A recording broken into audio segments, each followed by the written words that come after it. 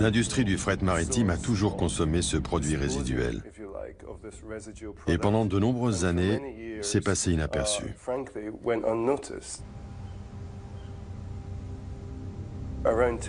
Mais il y a environ 10 ans, quelques scientifiques ont commencé à étudier les effets de la consommation de ce carburant, particulièrement dans les régions littorales.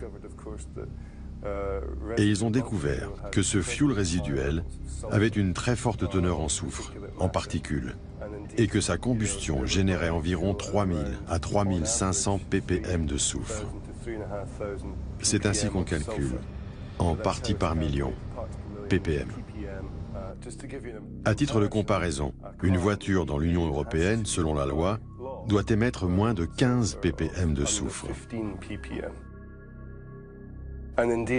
Alors ils ont commencé à faire des comparaisons entre les voitures et ces bateaux. Et ces calculs révèlent qu'un bateau émet la même quantité de soufre qu'environ 50 millions de voitures.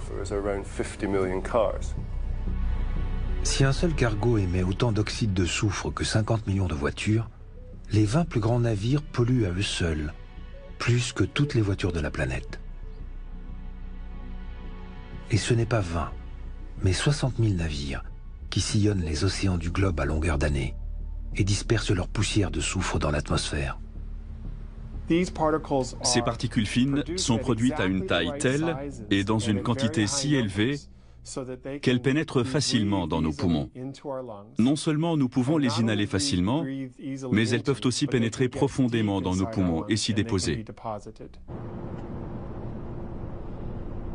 Alors que le secteur automobile est en permanence pointé du doigt en matière de pollution, le transport maritime échappe à la critique et brûle le carburant le plus sale du monde.